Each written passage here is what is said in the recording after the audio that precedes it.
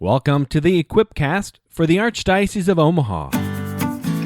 Designed to help leaders to transform their cultures, to embody the pastoral vision, to be one church, encountering Jesus, equipping disciples, and living mercy. Well, welcome everybody. Welcome to the Equipcast. My name is Jim Jansen, and I am the Director of Pastoral Services here at the Archdiocese of Omaha. We call this show the Equipcast because we desire to equip leaders who are on the ground, on the front lines of ministry here in the Archdiocese of Omaha. We want to help equip you for the task of mission and ministry that the Lord has given you. And I'm joined today by my co-host, Father Jeff Lorig from Midtown Omaha. Father, how you doing? I'm doing really well. Excited to be here and talk about what we're going to talk about today. Father, what are we going to talk about today? We're going to talk about what it means to be a missional community or a missional parish, or to be a parish on mission. And I'm pretty sure every parish, probably every school, has a mission statement, and somewhere in a drawer. Somewhere in a drawer on a wall. Side hallway. But it would be good just to really ask that question, because I know I've shared that word with other people about being missionary. You know, even Pope Francis uses that language, a missionary disciple. Well, what does that mean? And what does it mean organizationally? What would it mean for your parish, or even for your school for that matter? And so when we do share it with other people, I sometimes get that, like that half tilt of the head, like, what are you talking about? Like, what do you mean missional? And I've really been blessed lately reading some excellent books. One of the books I highly recommend is called The Unstuck Church by Tony Morgan. He's got a podcast too, right? It's fantastic, but they're really short, to be honest with you. This is you get a lot of details here in this podcast, but yeah, it's a pretty good podcast, and they're very short, like 20 minutes. They just kind of scratch the surface on a lot of topics. So much so, they scratch those surfaces of the topics that I'm like, I got to go buy the book, The Unstuck Church. And there's a lot of other books in a series that I believe they've been involved in. But I've just been really impressed with this book because they talk about the life cycle of a church from birth to death, or as I like to call it, the death rattle. So it goes from birth and momentum, and then kind of a maintenance, and then there's kind of a preservation mode, and then there's just death, the death rattle. And as you go through those, you begin to say like, oh yeah, that's what my church looks like. That's what my parish looks like. And I'm struck by, what helps a parish to come to life, and usually what are the markers of like, what did that church lose that brought it to a place of that preservation mode, or to even to the death rattle. And the one thing that really sticks out is whether it's missional or not. And so what missional really has to do, and this is what separates all the growing churches from the dying churches, is there's an outward focus. When I say outward, it means are you going after the lost? This is Tony Morgan says that, these churches are unashamed about their desire to reach more people for Jesus. And they'll remove whatever barriers they need to continue to connect with people outside the church, outside the faith. And I think, and I've been in church world a long time, and I'm guilty of it. We spend a lot of time talking about what's going on the inside. Yeah. But we think we have the good intentions of we need to reach the lost. We need to love our neighbors. We need to, those people across the street that, they kind of give us dirty looks when we crowd up the street, when mass is going on.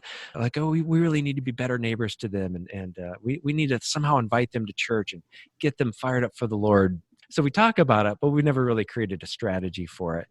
But that's essentially what missional means, is to go out, to stop letting the voices from the inside, kind of the club, how we're going to keep this club going, but more about how do you grow the club. And I think, in the Catholic Church, we've never really had to worry about this since the Acts of the Apostles. or back when our parents or grandparents were growing up here in the Church of the United States, most people are already going to church. So the missionaries were the ones in Africa or in South America or wherever. They were not here.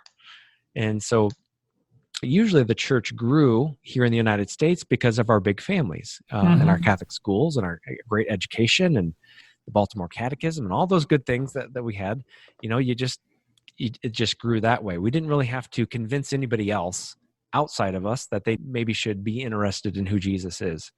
So Mm-hmm. missional today, and Pope Francis really hit it home in Evangelize about the Great Commission to go out and make disciples, to go out, to bring in, and to make them disciples. I appreciate your sharing that, because I have to say, when I first became a missionary, right, a college missionary with focus, the title missionary was something that many of us kind of wrestled with for the exact same reasons that you said. We're like, well, I'm not, it feels weird to call myself a missionary. I mean, I'm just actually going to Colorado. It's not, it's not like I'm not like I'm going to a foreign country, because I think for, so much of the United States, and I think Nebraska in particular, all these kind of homesteaders coming in from Germany and Ireland and, our Czech and Polish ancestors, and pick which small town you're from. The biggest challenge for the church was, oh my goodness, how are we going to take care of all of these people who are coming to us Christian, who desire the sacraments, who desire community and worship? And it was not the same thing as, the experience of the apostles having to proclaim the gospel for the first time. And yet now we find ourselves, their great-grandchildren. Feels a little bit more like we're in the time of the apostles, where we actually need to proclaim the gospel again to a world that's, well, not there, not the same place our grandparents were. Yeah, I think you and Jen did a podcast, a little summary of what it means to be in the apostolic age, correct? I'm not sure what the number of that podcast episode was, but Whitney will put it in the show notes. So check out the show notes for this podcast that you're listening to right now at equip.archomaha.org. But to get back at the point, we're talking about an apostolic age. So what does it look like to be like the apostles, to go into a world that really doesn't know all that much about who Jesus is and what the church is about? Funny thing happened, Jim. What's that? I was at Alpha Night. It was our second night, and we're looking at, who is Jesus, and are there historical claims for Jesus' existence? And they interviewed some people on the streets, and a lot of people said, well, yeah, I believe in him, or no, of course he didn't rise from the dead. No, Jesus was not a real person. Of course not. So kind of some typical, like what I would expect you would hear normal people to say, like there's just a variety of answers. But my people, God bless them, in my Alpha group, they're all pretty religious people. They're like, well, I've never heard people speak like that before. Like my bubble is like people who believe in Jesus. And it was just really telling that I think in many ways it's hard for us to be missional because we can't hardly believe that some people don't believe. And I think that's why when we go into parishes, at least when parishes ask us to come and maybe help their parish councils create a strategic plan, we often will bring numbers with us. And some of those numbers are shocking when we say, like, yeah, you have like 1,000 people registered as members, but only about 200 are coming to Mass. There's something going on. And I really think it's a faith crisis. Yet we live in really interesting times where there isn't anybody who is a person of faith now who doesn't know a friend, neighbor, sibling, grandchild, nephew who has walked away from the faith. But even though it is often deep in our personal experience and not that far away from us relationally, being able to extrapolate that out and recognize that as a massive cultural trend, I think it's just hard for many of us to put those things together. And yeah, I am routinely, I don't want to say shocked, I'm routinely surprised at how surprised people are when they start to see the trends. There's a survey done by the Barna Group. Omaha is really in the top 30 of cities in the United States where it's among the most secular, unchurched. I think the term they use is post-Christian. And people don't recognize that oftentimes because our personal experience, we haven't been able to extrapolate that to the whole.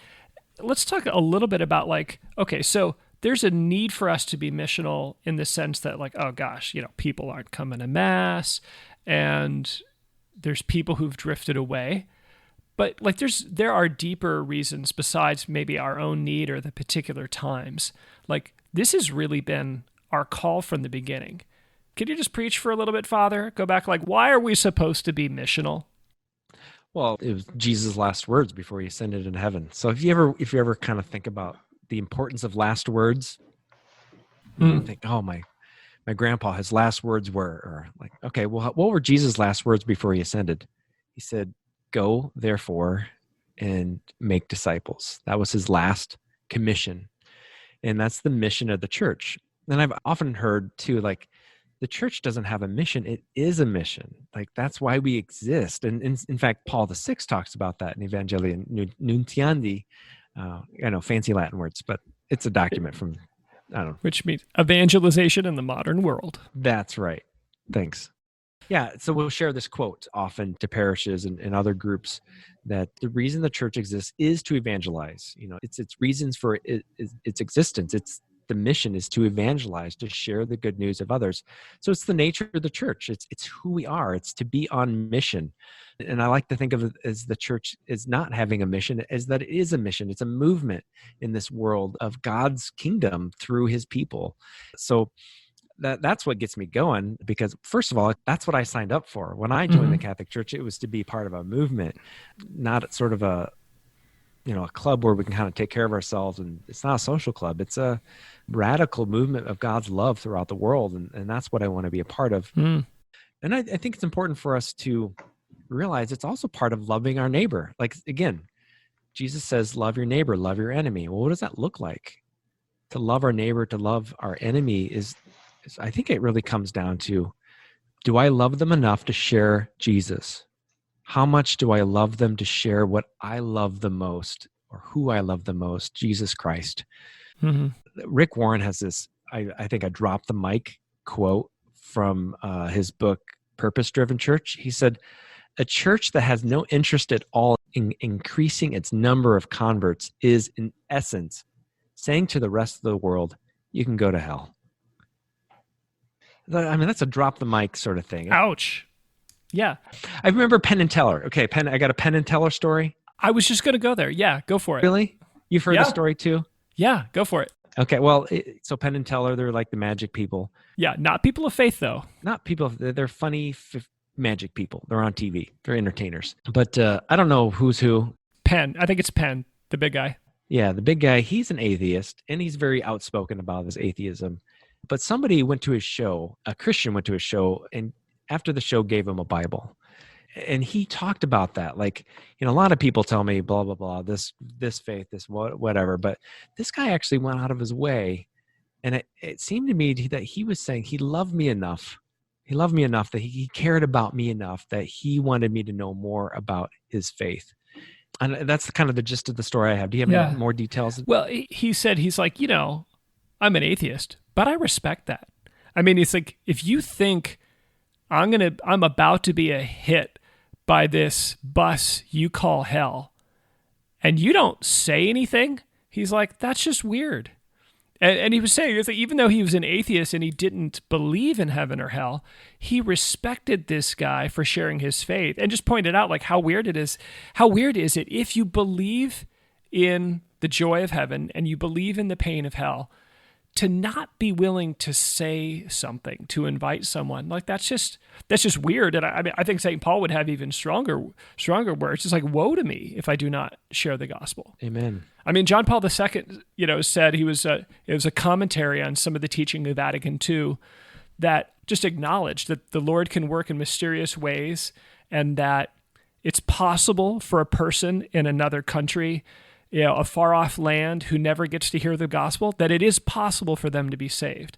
But then John Paul II, in this very cool turn of phrase, he's like, sure, it's possible that they could be saved if no one shares the gospel with them. But is it possible that we can if we don't? Mm-hmm. Another drop the mic moment. Yeah, boom. St. John Paul II.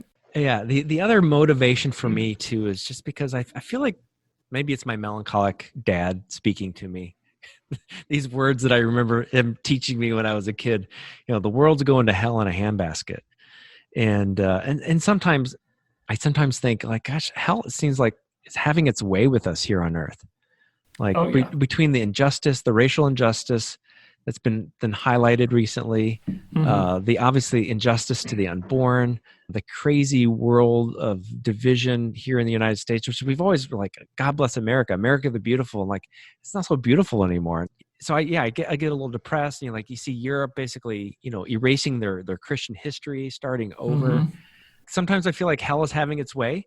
And the less that people claim Jesus Christ as our king, the less people who do that, his kingdom begins, even though his kingdom he's already won victory, but his kingdom sort of loses influence here on earth. We know that Jesus will protect, right? This is his promise, that you'll be protected from the gates of hell. Like, nothing's going to penetrate, right? If you're in this church, hell's not going to hurt you.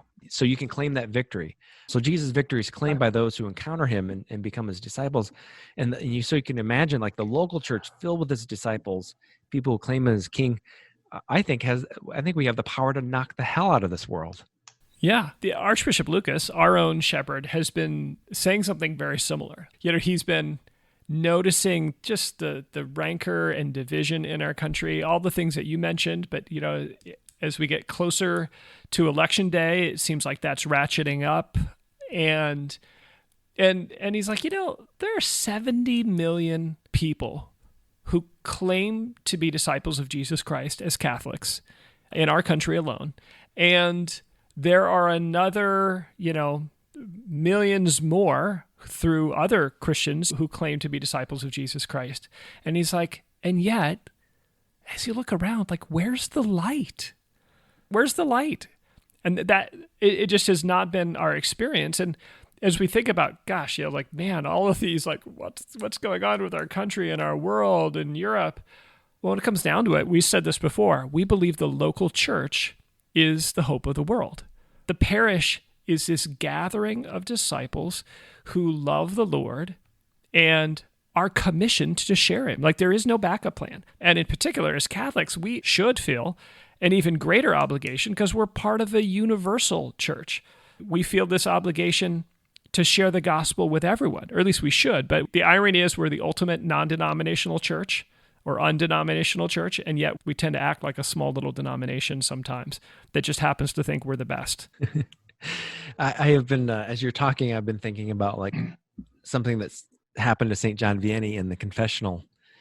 Oftentimes the devil would appear in human form and show up in the confessional to him and just taunt him.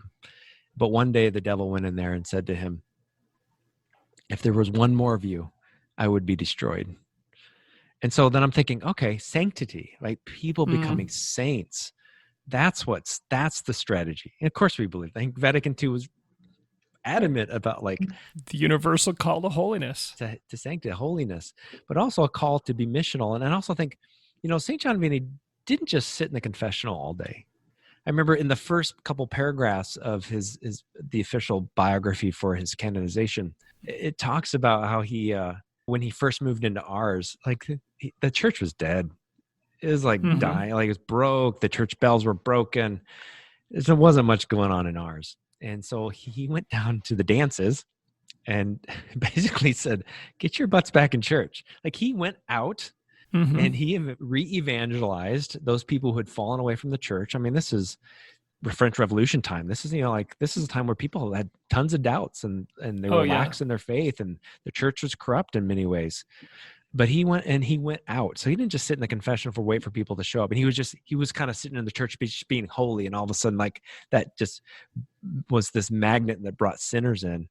No, he went out first. And then it became something that we're like, oh my gosh, there's something was happening at the local church in ours because of sanctity, holiness of a man, but also the sanctity of those people who began to believe in the mission that he was on, which was to re-evangelize that little town in France.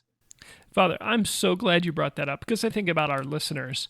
I don't think there's too many people who listen to the Equipcast who are just spending their time playing solitaire, bored, not interested. But I think that question of strategy, I think there's a real wrestling that our leaders often feel, and the tension, which I think it's a false tension, but the apparent tension between mission and holiness. And I actually think it's a false tension.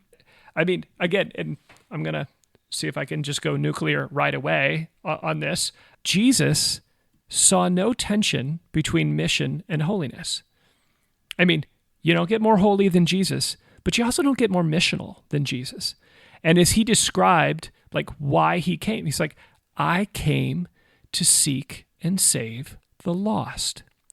And if we are his body, if we've been baptized into him as our head, then we exist to seek and save the lost. Amen. Yeah. I got lots of comments. One is, we do have this internal debate often, like, if we're going to go out, don't we need to equip our people first? Like, shouldn't we re-evangelize the people in the pews already? And I've always thought, yeah, that makes sense. Like, we need to get the pews fired up, and then we'll go out. Yeah, break that down, because you're speaking to so many people now. So break that down, because I'm going to say it again, that people are like, okay, well, we can't go out until we take care of inside first, right? That's the kind of the thought. Yeah, and I see it. I understand, like, I'm going to get these people fired up, and we're going to like grow in our holiness and sanctity, and let's do that. And then we will love Jesus so much we can't help but go out. And so oftentimes the strategy is very internal. Mm-hmm. And I thought, okay, that's it. And then I read, Purpose Driven Church, Rick Warren, and he said the opposite. He said, do not start with the inner circle. So he sees the church or the world as sort of concentric circles. Mm-hmm. And it's like, the internal's like all your leaders, and then you got your staff, and then you got some of your really committed parishioners, and then you got people who kind of show up every once in a while on Sundays, and then you got, the creasters, and then you just got the neighborhood. And he said, as long as you're going to just keep focusing on the inside, rarely will you ever grow. And so what he says, like, whoever you've got on the inside, you need to send them to the outside circle, and you will grow that way. And so you can spend a lot of time, a lot of wasted energy by trying to get those other inner circles all fired up, but you'll lose time, you'll lose your resources if you don't focus outside first. And I love the image that Father Mallon shared with me once when we were driving to Norfolk. He talked about, like, when you go fishing, like Jesus did call fishermen for a reason. And he said, when you go fishing, you cast the net out into the deep, go far, ducum altum, go deep with that net. You'll still catch the people near the boat too. You'll still catch the fish near the boat. Mm-hmm. So that's this, I like those two things, those images of go out first, and then don't worry about the people that are, as you bring the net in, you will still catch the other people on the way in. But if you never cast the net out far, you'll never have a chance for them. And so I like a good rhyme. So I came up with this good rhyme is, if you go, you'll grow. And I also want to say, like, and I'm not just talking like grow number wise, but like those people are sort of like, well, I'm not sure if I should go. I'm not like, you'll grow in holiness if you go. If you go on mission, you will go, and you'll realize that you have to totally depend on the Holy Spirit, on the way in which you share the Lord with other people. You will grow if you just go. Isn't that what happened to you, Jim? Yeah, I can totally testify to that. There is something about going on mission that grows you, that forces you to prayer, that forces you to a real examination of your faith, a real display of faith, meaning like, oh, do I trust him or do I not? That nothing else does. And it is counterintuitive. I mean, I think this is challenging stuff, because this has not been kind of the pastoral practice or the common wisdom. But again, I think the example of Jesus and the stories we read in the gospel point to this. Jesus is very quick. I mean, he's discipling, sanctifying his chosen disciples and apostles as he's on mission, as he sends them on mission. And he keeps sending them on concentric, first the 12 are going out, and and then the 72. And there's this sending on mission that is a deep, deep part of Jesus's plan for formation. And I love the way Pope Francis goes after this in Joy of the Gospel. He says, for those who've encountered Jesus, long and lengthy training is not necessary. And that's challenging, because our mindset as Catholics are like, oh man, we're Catholic and we got a lot of stuff. Like, man, we got 2,000 years of cool stuff just to teach you and get you ready. I get why we think that, but I think in practice, those who go on mission, it keeps you hungry. I mean, I guess you can think about it as like, it's an appetite. When you've gotten outside, you've actually worked and you've exercised, then you're hungry. And I think people get kind of bored and fat when we let mission slip away. Yeah. So I think the key question that leaders need to address is, what are we willing to do to reach people outside the church and outside the faith? Okay, so let's say that again. Key question that leaders need to address is, what are we willing to do to reach people outside the church and outside the faith? I think that's the do. Well, what are you going to do? Okay, we get it, Father, right? We get it, Jim. We understand what you're trying to say. Go out. But what are you going to do? Like, we really don't have the structures for this. Do we? Honestly, no.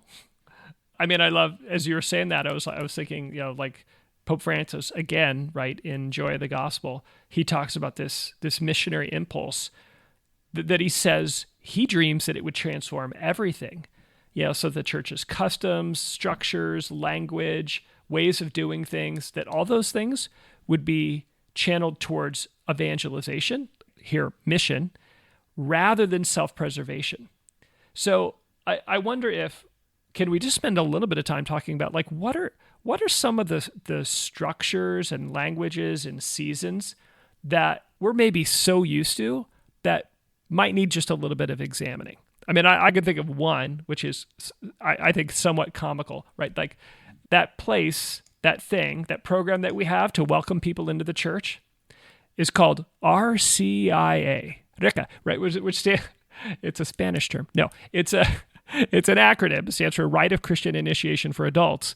But that is so insider and churchy. I mean, acronyms are like, if you're not an insider, and I wonder if we polled, even faithful Catholics, how many would actually know what RCIA stands for? And that's just like, I mean, it's almost a silly example, but the language of RCIA doesn't really mean anything to someone who has no exposure to the Catholic Church. And I love, as I've heard a number of pastors lately talk about the tragic experience of, you just finish RCIA, you have this beautiful welcoming into the church at the Easter Vigil, and man, God forbid that somebody's cousin who's there to watch them enter the church, somebody's cousin comes up and says, "Hey, I think I want to be Catholic too." Sadly, right, our seasons are such that we say, "Oh, that's great. Come back in October and you can start the RCIA classes." What? The who? Yeah, we've certainly heard that before. This Tony Morgan from the Unstuck group is what the podcast is called. But in the book, he talks about inward-focused churches rarely have anything intentional for reaching people outside the faith. So just ask yourself, in your parish, intentionally, what the sort of things do we have in place in our parish that intentionally go after those outside the faith? So just first ask that question. Now, if there's nothing there, then we need to think about something. But then he says, if anything, they try to create an evangelization program rather than fully engage in a strategy. So this would be a good example of, like, an evangelization program would be like Discovering Christ or Alpha or, all these things we actually talk about a lot on this podcast. A weekend retreat or whatever. Yeah. These are evangelization programs. And so a lot of parishes are doing that. That's really impressive. Praise God. Good first step, but not enough. Right. It's not a full on strategy to go after the lost. So again, I should just always disclaim things with, like, I don't know if I've fully completed this. I don't know if I fully know how to do this. I'm just reading books. but this really hit me hard when I was like, yeah, we got to have more than just Alpha. Like, it's got to be a full on strategy. And so what I'm thinking, the full on strategy looks like at my parish is that I have to tell my people that it's not enough that we have a program. You are the ones who make that program work. So you're the ones who are going to be leading this. I'm not going to be leading a table anymore. You guys are going to be leading tables.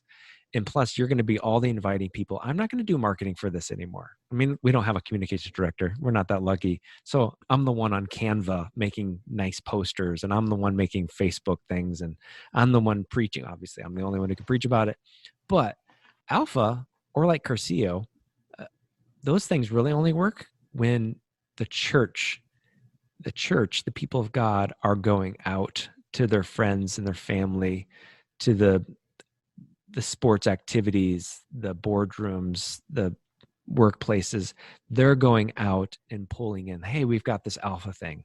Hey, you want to, I know you're struggling through life. Like, God's really helped me out in my life. I'd just love to invite you to this thing. I love that because I feel like in my mind, it's coming full circle because you're saying, okay, yeah, program one thing, but like a real culture, a real community of believers that actually love their neighbors and their coworkers and their fallen away family members. To me, that's sanctity. I mean, I can tell you so many stories of individuals who have amazing lives of fruitful faith. And it comes back, as they tell their story, they tell the story of someone who doggedly and persistently pursued them to join a small group or come to the retreat or, turn their life around. And whatever it was the patient love and persistence of that friend in their life that made all the difference. And I don't think, to me, that's the steadfastness that's real sanctity in motion and not just kind of an artificial piety that's content to never notice a friend or a neighbor in distress. Again, I love the way Pope Francis talks about this. He's like, well, do we actually believe that life is better with Jesus? Because if we do, then we really can't help but share. Yeah. So I think practically speaking, obviously you have a program, but then there has to be this strategy of like helping the church know what it can do, what she can do. Yeah. To invite, to be a church that invites them to something like Alpha or Discovering Christ or maybe to a weekend service or something like that. So I think that's part of the strategy, just basically telling your people they can do it. Like you can invite people. Well, it's an equipping, right? I mean, you're equipping the saints for the work of ministry. And some of that is inspiring. Some of it is like just clear catechesis. By the way, Matthew's gospel has 28 chapters. And in the last one, you got a job. So some of it is catechesis and some of it is just helping people with conversation starters and really drawing people back to the heart of Jesus so that with his power and his love, we can go out and love those that he's placed within our sphere of influence. Yeah, the job comes with a job description, and that's that creating of expectations for what it means to be a member of this parish, that we are a parish. If you're going to be a member, we're a parish that goes out, that we're a parish that invites, we're a parish that wants people to fall in love with Jesus. We're a missional community. Ding. Where's my little bell? Ding, correct. Yeah, we're a missional community. That's who we are. So that's just creating a job description for your parishioners, and you can do that by kind of creating a covenant, or you can actually create a job description for what it means to be a member of a parish. That's really just casting a vision for what it means to be part of this missional community, being really intentional and explicit about who we are. We're not just here to consume, we're here to go and grow.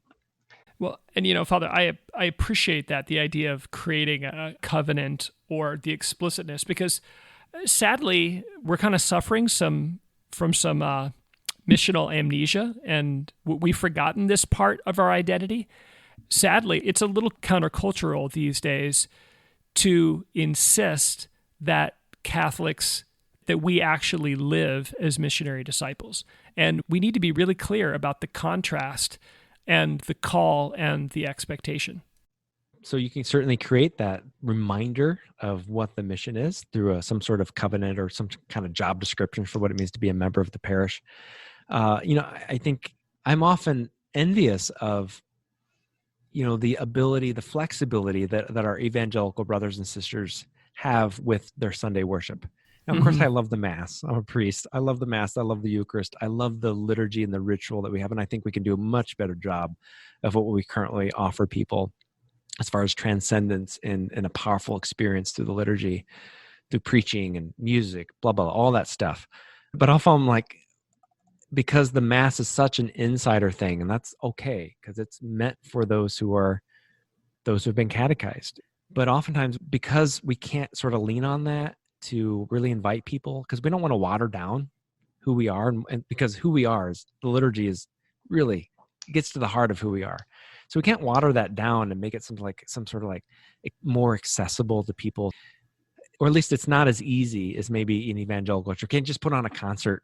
Right. We can't just, really work on a great sermon and then have some awesome music and some great praise and worship and invite the Holy Spirit into that. Now, that stuff's powerful. I mean, you go to a Steubenville, there's a reason why they do it at Steubenville. Like, it's powerful, but oftentimes it's not tied into the Mass.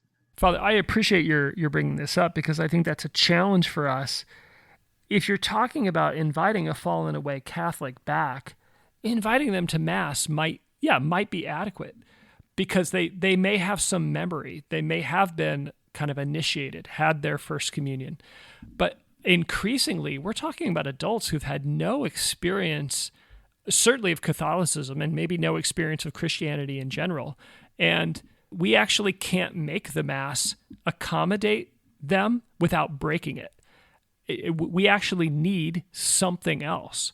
And I know we've talked about this before, but because the Mass is such a huge part of who we are, I think it's challenging for us to imagine how we could encounter Jesus, how we could preach the gospel, worship, how we could introduce someone to the person of Jesus outside of the liturgy, because it's just so much of who we are.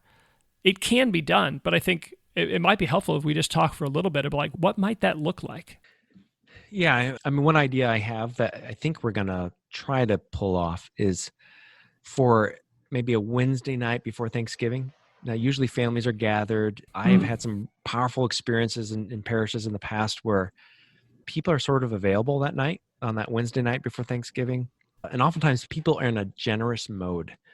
And so you can maybe leverage that time of the year and leverage the time when there's usually not a basketball game, there's usually not a wrestling meet that night, to maybe have some sort of prayer service. Now, we've had Mass on some of those nights and tied in with a food drive, and they've been really fun. But you don't necessarily have to have a Mass that night. Like, we do have services without the Mass, that it's written in our liturgical books. Of course, as Catholics, we like to have the Mass. So you can easily have Mass in the morning. You can easily have Mass either Wednesday morning or Thursday morning. But what if, like, on Wednesday night? So this is what we're going to try. Have sort of a big event where we paint a picture for our parishioners to say, we're going to have this big event. We're going to do a huge food drive on the eve of Thanksgiving. And it's just going to be like a couple songs. It's going to be a good sermon. It might be a little bit of extra prayer. But it's also going to be a time for you guys in the pews to invite your friends and family to just a time to be thankful and a time to give back. And it's not threatening. It's not going to be like, oh, and by the way, you can't receive communion. Like, let's not do that. Let's just have a service where people we don't have to even ask that question, but just something that would make it easier for our parishioners to invite their friends and their family to, who maybe have been away from church for a long time. And even the most hard-hearted atheist still believes in doing good to others, unless you're like in a Charles Dickens novel or something. Then there's that one guy who's just like, I don't want to give. Scrooge McDuck. It's the Disney version. Oh, Father, I love that, because you're taking kind of the cultural momentum and you're removing the barriers where, again, someone understandably doesn't know when to sit and stand and what to say. And you're just you're removing those barriers. You're capturing the cultural momentum of generosity and gratitude. And you're giving your faithful parishioners an opportunity to invite people to something in a place where they'll actually feel like they belong. And I know sometimes the Lord uses it, but it's so tragic sometimes when you labor to invite someone to something at the church, whether it be a retreat or a Mass or whatever, and through no really fault of the church, just being faithful to what the event was designed to do, people feel uncomfortable and they feel unwelcome because they just know they don't fit. And you can create an event that is, again, tailored to those who haven't been or have never been. Yeah. And other ways, our fish fries are pretty popular here. Now I'm brainstorming, sorry. But our fish fries are pretty popular here in Omaha, and we use them to raise money and sometimes community. But we have a lot of outsiders coming to these fish fries. Now, Oh, yeah. What if you plan an event as sort of a lead-in? What if you use the fish fry as a way to invite people to a Bible study or to an email study or to, hey, come, we're going to do a series of, or what if you had, on the tables, you had flyers that talked about, get your marriage back in order. Yeah, Father, I've had this same idea. Like, I want a ministry designed for parishes really to just have meaningful conversations, to think about very simple, easy next steps to engage people at fish fries. And I want to call it Fishers of Men. That's next podcast. So we've kind of ranged all over. What are like maybe one or two baby steps?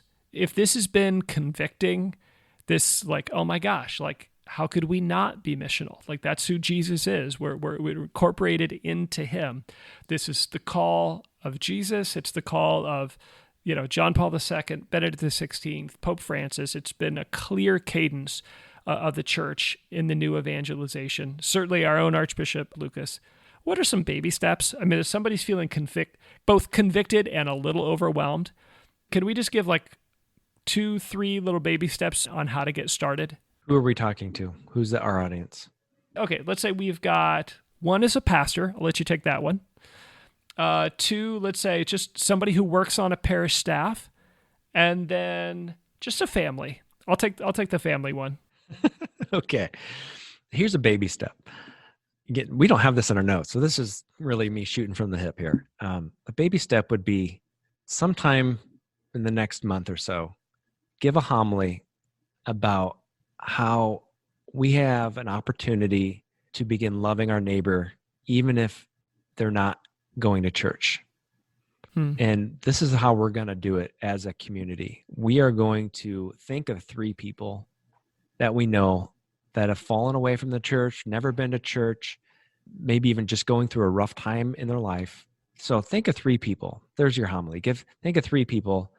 And I really want us to begin praying for those people right now and what it might be like to have Jesus in their lives and the Holy Spirit to heal any wounds of their life.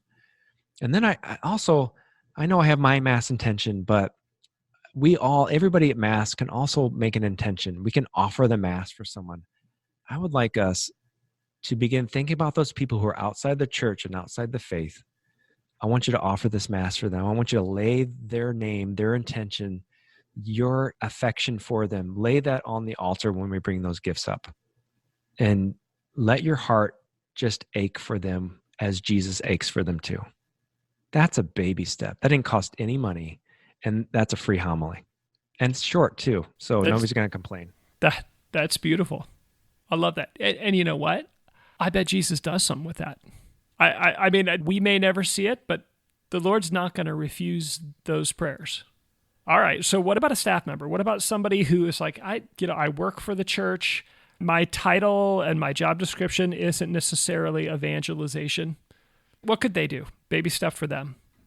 I think internally, if you're in the parish and you're hearing this, you're working in the parish, I think maybe if you could suggest maybe a book study as a staff, just start there to begin really thinking about a new strategy to grow the parish. Look, you're all on the inside. You know the numbers. You know it's hard to get people engaged. What's it going to take for our parish to get unstuck?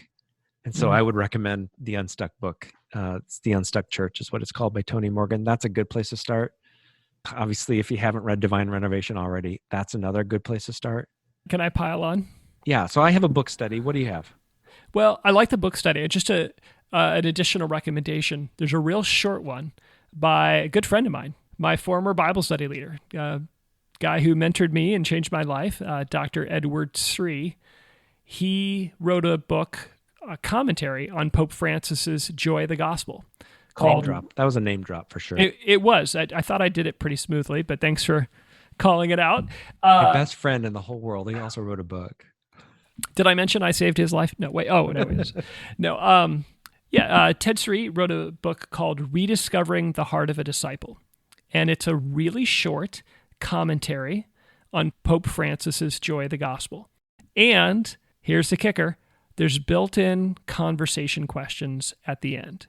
So it's great for a pastoral council or a group of staff, even a family to read together and discuss. Also, I think besides a book study would be a prayer group. I liked Kevin Cotter did a podcast with us a few episodes ago. I think it's titled The Amazing Parish. And he talked about how if you're on staff, or like it was a call out to the pastor to bring the staff together to begin praying about becoming an amazing parish. Not even that. It was just about like praying together so that we know that we love each other and we're on mission together. That would be a good start. But maybe your pastor's not on board. So maybe there's another person in the parish you just like to begin praying with, like maybe take 20 minutes out of the day and begin praying together with this in mind, being a missional community, and, take it to the chapel, whatever you need to do, present it before the Lord. That'd be another way. Or if there's just somebody in the parish that like you're just totally tracking with, like, yeah, we need to be a missional community. Maybe just begin praying together and inviting other people into that group and just see what happens with that. Again, we know the church can do a lot. We don't always need permission from our pastor. We can always invite people to grow in a relationship with Jesus Christ. Father, would it be okay if I got together and prayed with someone from the parish? Would that be all right? Yeah, you only have to ask permission if you're going to use one of the rooms, but there's plenty of rooms out there. So I like that last idea, and I think that's where I'd go for a family, who feels the call to be missional, is to just pray together. So we have a little chalkboard. So after meals, there's a little chalkboard that we've got, friends and family who are sick, kind of standing intentions, and we just kind of at the end of our meal just spend a little time praying for people. And it's a small thing. Sometimes if I'm honest, sometimes it feels too small. Sometimes it feels overwhelming to sit for another however many minutes and try and pray. But I think that's a good baby step. And for those who are a little bit more adventuresome, sharing prayer together over the scriptures, whether it be just a simple reading of the scriptures or a full-blown Lectio Divina, that can be extraordinarily powerful in bringing a family together and being that kind of first step to being drawn together and then being sent out on mission. Yeah. So in conclusion, if you hear the word missional sometime in the near future, and if you hear somebody say, what if every parish was a missional community? Now you know the answer. It's a church that looks for those people who are on the outside of the faith, outside of the church, and does anything short of sin to bring them back. Beautiful. Thanks for being with us, everybody.